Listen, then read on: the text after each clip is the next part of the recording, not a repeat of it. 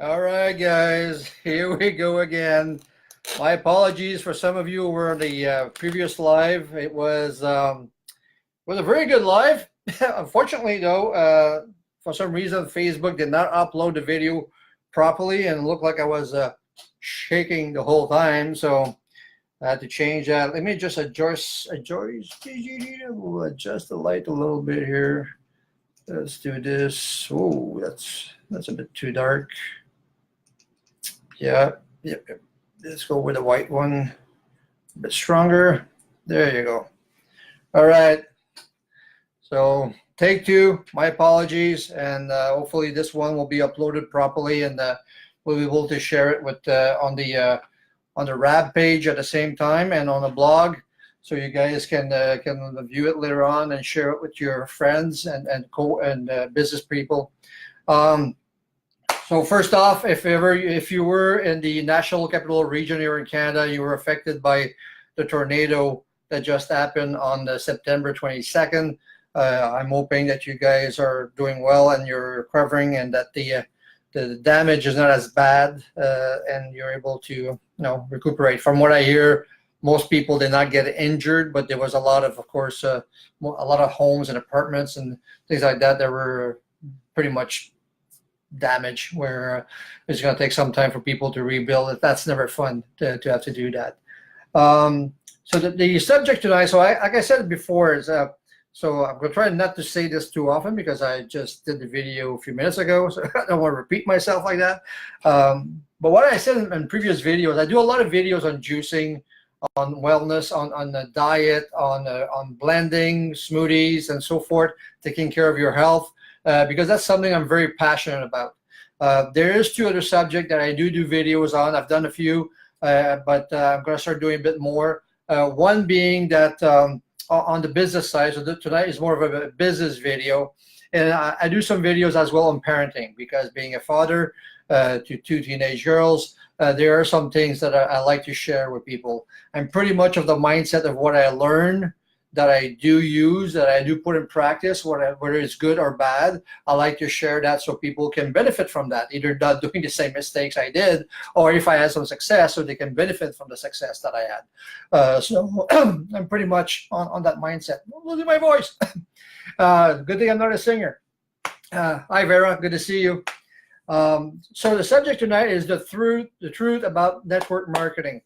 And the reason why I wanted to do this video really is because I've been seeing so much negative, spammy stuff on Facebook, on Instagram, on Twitter, on LinkedIn, everywhere, where network marketing is getting a very bad rap. And I've done network marketing for many years. I stopped back in 2008. When my wife and I started a traditional business with a gift baskets business on the side, on top of her job. And we got involved in network marketing again lately as well. But I find that the whole market itself is going through some ups and downs, and a lot of it because of Facebook. Facebook is really, really good in the sense that you get your message across and people can learn about things, which is great. But at the same time, though, when you're spewing fake news, which is a big thing these days, right, or untruth, people are just taking that and running with it, and they're just repeating it. And I find sometimes that you need to step up and tell it like it is. So what I'm going to be sharing with you is really based on my experience, based on facts, based on opinions.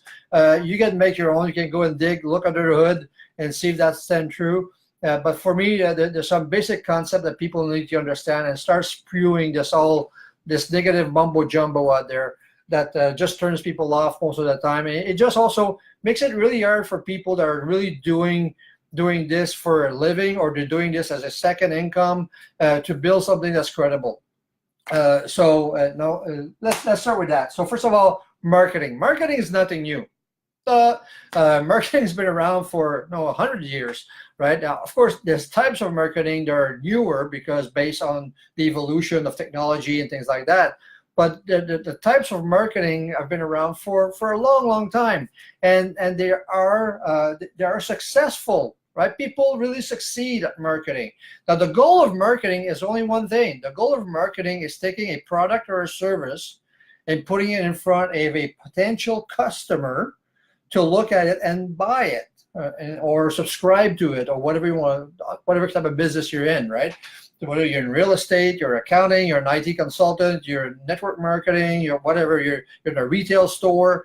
It's all about putting it in front of people so people can look at it and say, do I want that? Now, there's all types of marketing. And here what I did is I wrote down 12. And I'm quite sure there's a lot more than 12. I mean, I'm not a marketing expert, so I didn't go to university and get a bachelor's degree in marketing. And people that do may be able to provide a lot more than 12. But this is what I was able to jot down just by thinking about what type of marketing am I seeing these days around me, you know, what I listen to when I'm driving the car, when I'm at home watching TV, whatever, when I'm on a computer looking at social media, when people are connecting with me, asking me to look at their opportunity. What kind of marketing am I being a target for? And that kind of give you an idea of those 12. So first one, email marketing. Email marketing is pretty simple. It's about receiving an email. So basically you opt into somebody's list, either sign up for a survey or you bought a product and they ask you for information. They grab your email, and then after that, you start receiving email. Now, a lot of times that becomes your spam box, right? Because it's a lot of stuff sometimes that you don't really care about anymore. So email marketing has been around for a while. It has matured. It is a bit better than it used to, but there's still a lot of people that don't do it properly, and you do get a lot of stuff coming to your inbox, just fills it up for nothing. That's why most people have a rule that just takes whatever's in the inbox, goes to the trash can, and don't even want to see it. Direct marketing. Direct marketing is when you have a product or a service and you're selling straight to a customer. Now, a lot of retail sales are in the direct marketing genre, right? So then you'll have a store, you'll have a product, and you'll be promoting it to somebody, or you do door-to-door, or you do any types of kind of direct marketing to a customer, connecting to a customer. You have an inventory and you provide it to somebody. Telemarketing. Telemarketing is one that's pretty much the most annoying one, right, I think, nowadays, is when you get a phone call around dinner time and somebody tries to tell you a trip that you've won, a cruise, or that you want to do a survey, or you want to listen, I got some great skincare, whatever, can I talk to you about it, blah, blah, blah. That's telemarketing. Telemarketing as well has been around for a long time, and it's also getting a really bad rap. Network marketing. Network marketing is what we're going to be talking a bit more about tonight, but it does fall in 2 or 3 of the genre we're talking about. Network marketing is about you and others networking to promote a product or a service, and you're getting paid on the effort of others. So it's not just your effort, but it's the effort of the group with you. So that's a network marketing, right? Multi-level marketing is the same thing. Multi-level marketing is not just that you're getting rewarded on the effort of others, but you're getting a reward on the effort of others on multiple levels. So I'll give you an example. If a restaurant, for instance, says, if you bring a friend, no, I'll give you a rebate, or I'll pay you for it, or I'll send you some money on a gift card or something. That's all a network marketing. They'll get a reward right away. But if that friend goes and brings a friend, you're not going to get anything, right? Because he will get something. In multi-level, multiple people will get you something. So if the 5% goes up, everybody gets a piece of it, right? So that's multi-level, right? Celebrity marketing, very strong in the States, not as much in Canada, UK, Australia. Still some, though. We still see some of them, but basically they use a celebrity, nothing like me. I'm not a celebrity. But it's they use a celebrity to really put a face to a product, right? So you'll have a movie star, you'll have an athlete, and they'll say, "Hey, I've used this mouse, and it's the best mouse in the world. You should buy this mouse," and you'll go and buy the mouse. So that's why they use a celebrity to put a face to a product. TV marketing, something that's been around for, I think, since the 50s, basically, and very, very successful. It works very well. A lot of infomercials late at night, right? I mean, I bought my first juicer from one of those infomercials, Jake Cordish, the father of juicing. I bought my juicer from watching an infomercial at 2 o'clock in the morning, right? It works. I mean, there's a lot of good products that can be marketed through TV marketing. Trade shows. You go to trade show, people get a booth. They set up there with their products and services. You have their salespeople, and they're able to explain as you walk by. They're able to explain, what the product or service is all about. They give you a little bit of a 10-minute spiel, blah, blah, blah, as you walk by. So they try to entice you to, when you go home, say, well, I think I like that one. I'm going to go back and buy it. So trade show marketing is something that's also very popular. And all types of businesses, right? And we'll talk about the products in a few minutes, but that covers all types of genre, right? Radio marketing, that's where you buy time on air for commercials and things like that, where you're promoting your marketing through radio, right? And that's still very viable today. Affiliate marketing is something that's been going up very strong in the last 10 years. Affiliate marketing is more when you have a digital product, you have a weight loss plan, you have any kind of training material that what you're doing is you're getting affiliates to promote it for you, either through social media, email marketing. So they use a lot of the other marketing avenues to get the affiliate program to somebody else, and they get a reward, a percentage of that whenever somebody buys from it. So for instance, if I have a 3-day juice plan, I can put it in an affiliate marketing program where other people can start promoting it through their Facebook, their Twitter, their LinkedIn, and whatever else. And whenever somebody buys my $19 program, they get $2 out of that. So that's affiliate marketing, very popular nowadays. Digital marketing is using a lot of social sites. So a lot of the social media right now is digital marketing. That's really going up. So you'll see the next two actually are pretty much tied together. Digital marketing using social sites, so social media, and behavior marketing. Behavior marketing you'll find is when you go and search for a juicer. You go on Google and look for juicer. You go on Amazon. You go on Best Buy, Walmart, and so forth. And then you notice that the day after, whenever you're on Facebook or whatever, you're seeing ads for juicers popping up everywhere. So how come I'm getting all these juicers things now? That's because that's behavior marketing, right? So the search engine, the social media site are looking at you and they're saying, what is this person looking for? And we'll give him more of what he's looking for. So that's behavior marketing, which is tied to digital marketing. Now, one thing about all this and more is that all of that is legal. All of that works. All of that has been working for years, for decades, right? These are marketing concepts that do function. And actually, most companies will utilize more than one of these, right? If they're smart, they're going to try and market their product or services to more than one of these. A real estate agent is not going to do just one. He's going to do multiple. An accountant will do more than one.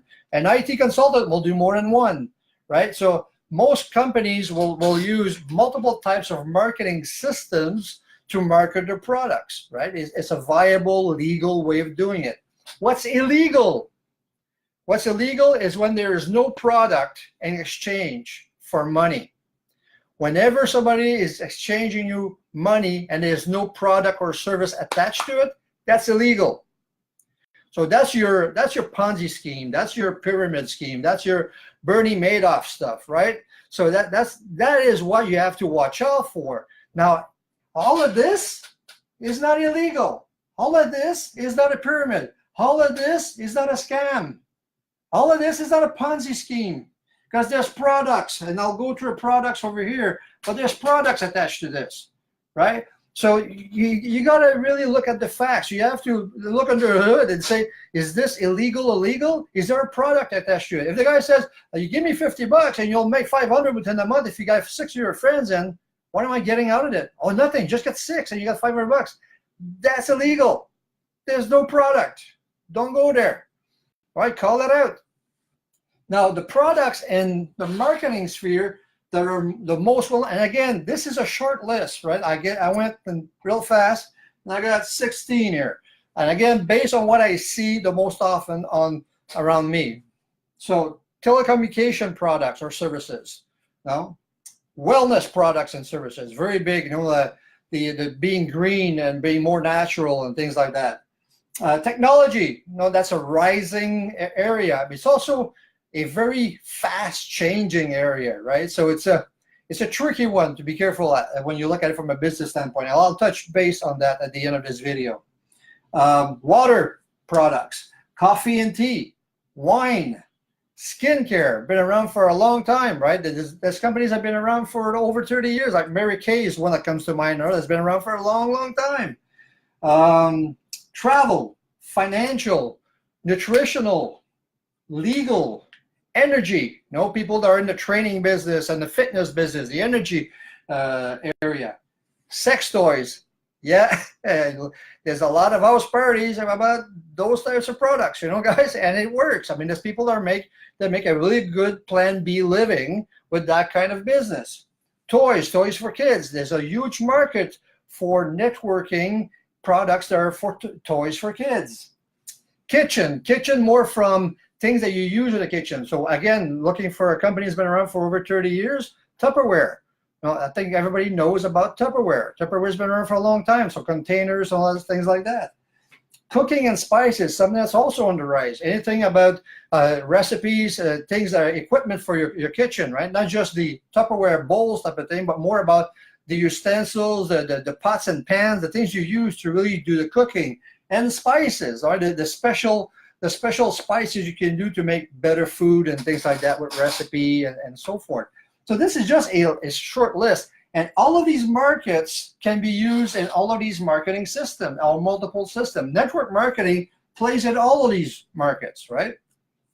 What you have to be careful for, though, is that there are some pitfalls to that. So we'll start, first of all, with the benefits of doing network marketing, all right?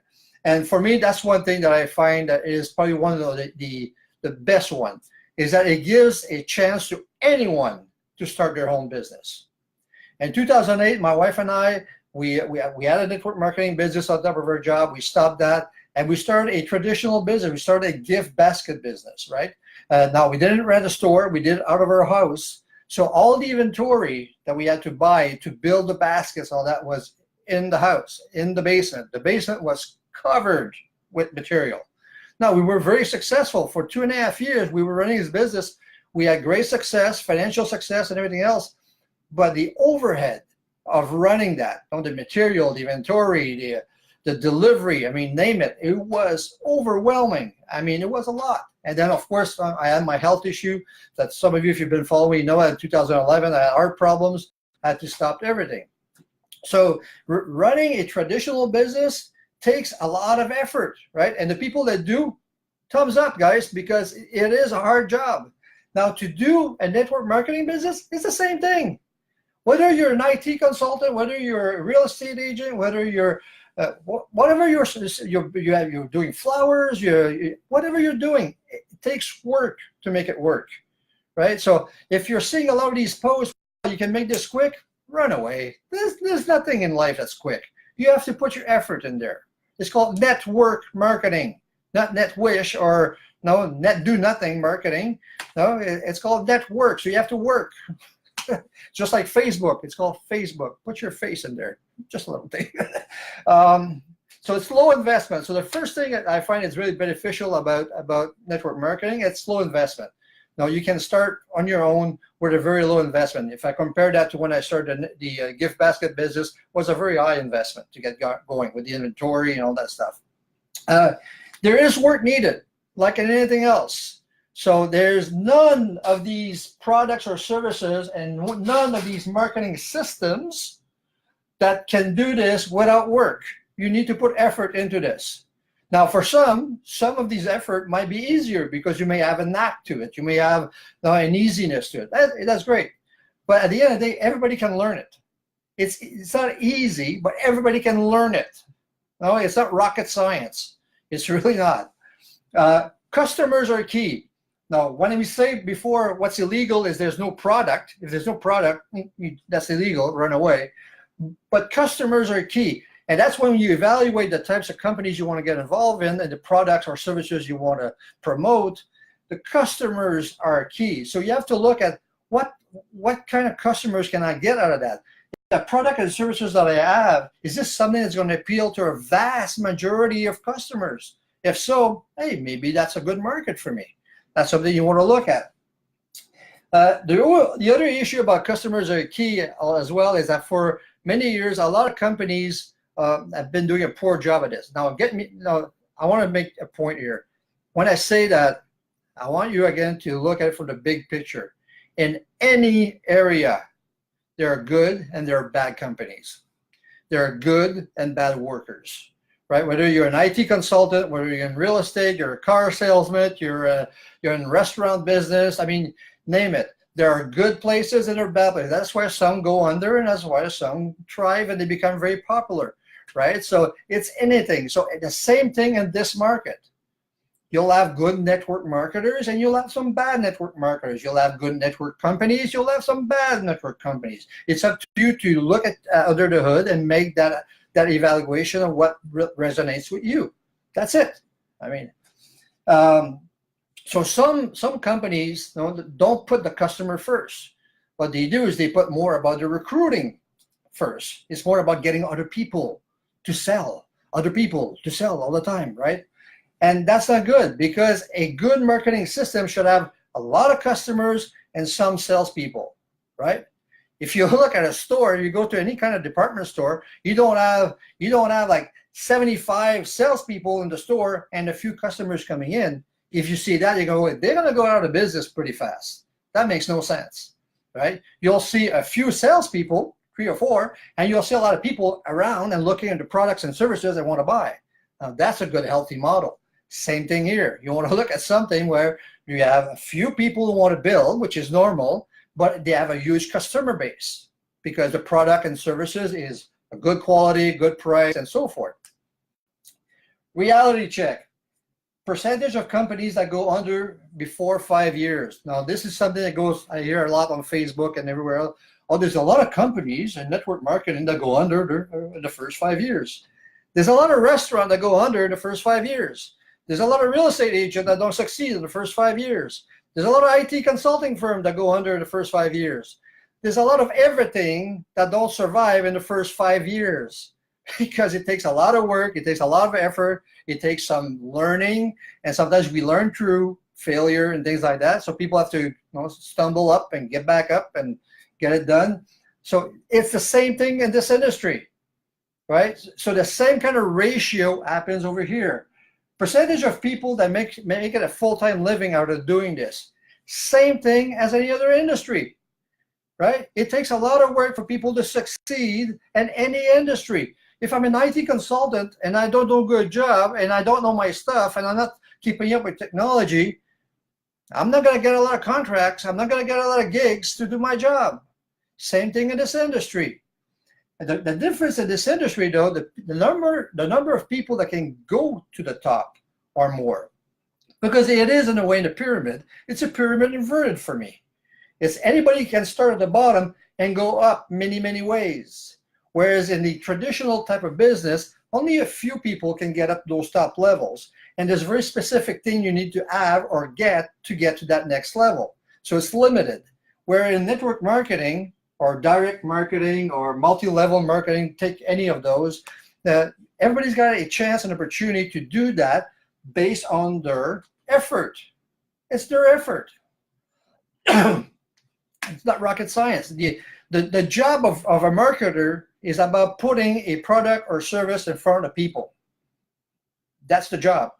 So whether you do it once a day or if I do it 100 times a day, well, that's the chance of one succeeding versus another, right? If somebody puts 100 people in front of their products and services per day, they have a better chance of succeeding than somebody that does it once a day. That's kind of logic there. But people sometimes kind of forget about that. It's about doing the right activities to get success. Bottom line, it works. It does work. I mean, all of these systems and all of these products and categories and areas, people do have success in those areas. And it is legal, it is working, but it is about the effort that you put in. Now, I wanted to give you a quick list of what I find are the key things you want to look up for when you're looking at starting your own business. If you're looking at evaluating an opportunity in any of these marketing systems and all that, there's a few things you want to look at, right?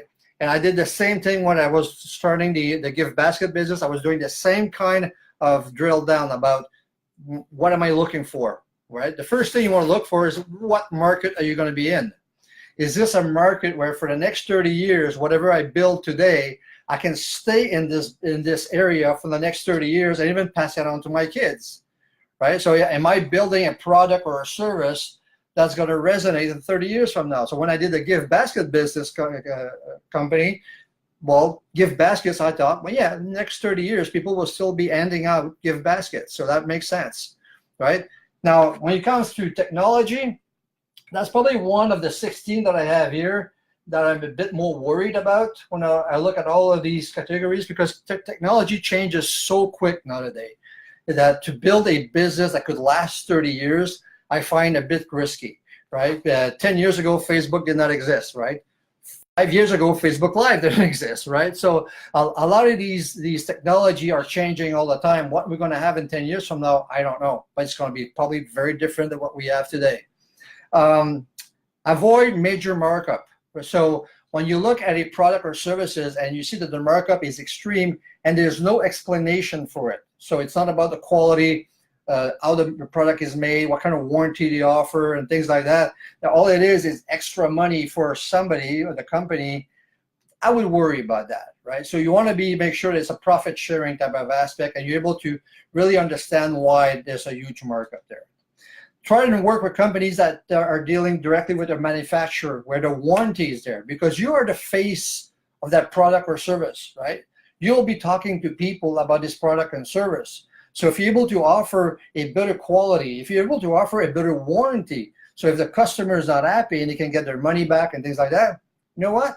That's a win-win situation. So look at it, evaluate that. What kind of situation are you putting yourself into? Because it's your name that you're putting in front of other people. Look at the people you're building with. So look at the top of this company. How long has it been around? No, like I said before, a lot of other companies go down to 5 years. So it's a risk. If you go, a company has been around for less than 5 years, it's a risk. And anything, it's a risk. But in network marketing, it's also a risk. So you may want to pick a company that's been around for a longer period of time, where their track record is more steady, where the profit margin has been going up, where they're in multiple markets, right? Because it goes up and down. The economy goes up and down. So it's always different in North America versus Asia versus UK and Australia. So you want to be in markets that are going to be steady for you within that company. Look at a comp plan that has not moved a lot, meaning that if a company's been around for, let's say, 15 years, but they change a comp plan like 10 times, that smells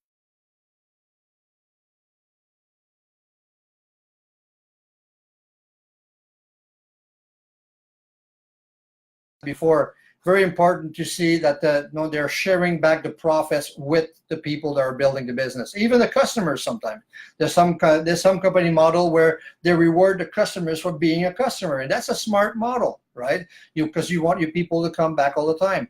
And you see that in the retail industry, right? In the retail industry nowadays, you have a lot of companies that do that reward program where they want to retain their customers, right? So if you're able to do that with a company in the network marketing niche as well, it's a really good program, because that's you offer confidence to people to go and buy and use that service or that product for a longer period of time.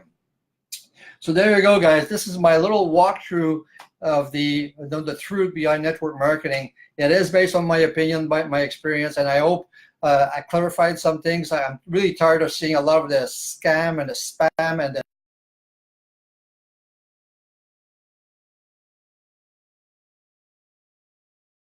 which is not true. Now, there is some illegal stuff going on. You want to call that out for sure. But be able to differentiate between what's legal and what's illegal is a key thing, right? Instead of just repeating these old slogan, oh, it's a pyramid and this is that. Okay, what does that mean? I mean, come down to the basic, come down to the reality, and look at it for what it is. So with that, take control of your health, take control of your finance, take control of your business, and become more. Thanks for watching. We'll catch you in the next video. Take care.